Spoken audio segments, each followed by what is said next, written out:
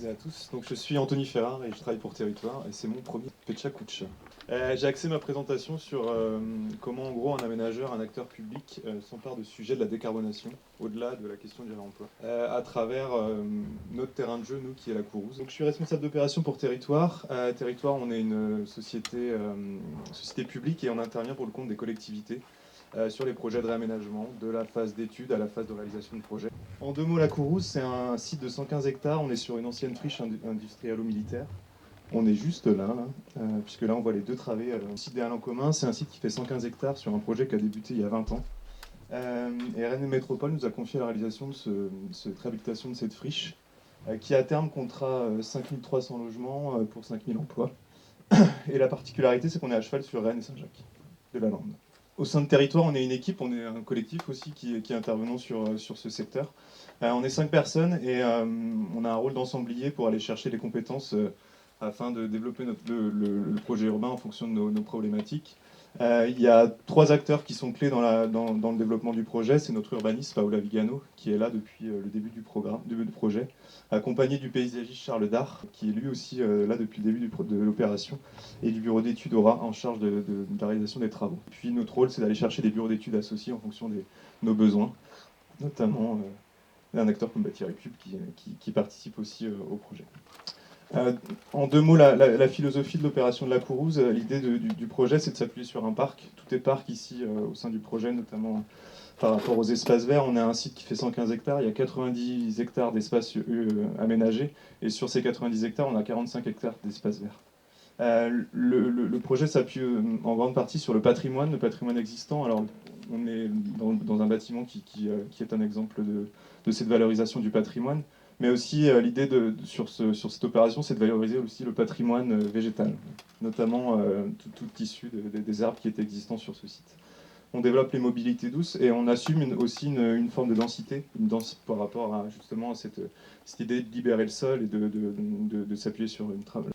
On est sur cet écoquartier, on est un laboratoire de la ville de demain, un laboratoire de la question de la décarbonation, à travers 3 axes. On a 3 leviers, nous, en tant qu'aménageurs publics, sur cette opération. On peut influencer la manière de construire, et on va le voir sur Grande Prairie, c'est ce qu'on a réalisé à travers un projet où on pousse sur la décarbonation et l'utilisation des matériaux biosourcés, géosourcés. On a un rôle aussi sur l'aménagement des espaces publics, notamment sur la question du réemploi. Et puis on a un rôle d'expérimentation à travers le projet des Halles en commun sur l'idée de se projeter et d'influencer de nouvelles pratiques en matière d'aménagement. En deux mots, le secteur de Grande Prairie, c'est 300 logements. On est juste de l'autre côté du boulevard Mermoz, sur un site qui compte 6 programmes, sur lequel en fait nous on a poussé quand on a écrit le cahier des charges de ce secteur-là en 2020, l'idée de travailler la question des matériaux biosourcés, géosourcés et aussi sur les matériaux de réemploi. Et en fait, on a fait travailler 6 équipes en même temps sur ce secteur pour développer ces nouveaux matériaux. Qu'est-ce que ça veut dire, nous, en tant qu'aménageurs, travailler sur la question de la décarbonation? C'est un gros travail qu'on fait et qu'on continue à faire sur la question d'adapter nos trames et d'adapter nos morphologies, la morphologie de nos projets. Ce qui dit construire en bas carbone dit aussi s'approprier les contraintes aussi des matériaux bas carbone sur nos opérations, notamment les contraintes de hauteur, les contraintes de réglementation et les contraintes de trame pour être sur une logique de production qui va pouvoir être industrialisée sur nos opérations. C'est aussi connaître les filières, connaître leurs contraintes, ce que je disais tout à l'heure sur la question de la réglementation, des hauteurs qu'on peut mettre en termes de projet. C'est de s'appuyer aussi sur des personnes qui sont compétentes. Et là, pour travailler sur ce secteur, on est allé chercher ZEFCO pour nous accompagner sur ce secteur. Et puis, c'est effectuer un sourcing des acteurs. Vous êtes vous représentez un panel assez représentatif des acteurs sur le réemploi. Nous, on est obligé d'aller constamment se mettre à la page sur ce que vous faites, sur ce que vous mettez en place, sur vos innovations. Et ça, c'est vraiment une nouvelle approche de notre métier aussi d'aménageur sur nos opérations. Et voilà, ça, c'est le secteur qui devrait être réalisé dans quelques mois. Là, les travaux ont commencé, donc on est sur une opération où l'ensemble des programmes atteignent le niveau 2025 de la RE. Le label 3 de biosourcé ex-module, enfin ex-label, parce que ça a un peu évolué, mais c'est le niveau 3 de l'ancien label. Et chaque opération intègre des matériaux de réemploi à l'intérieur de leur programme.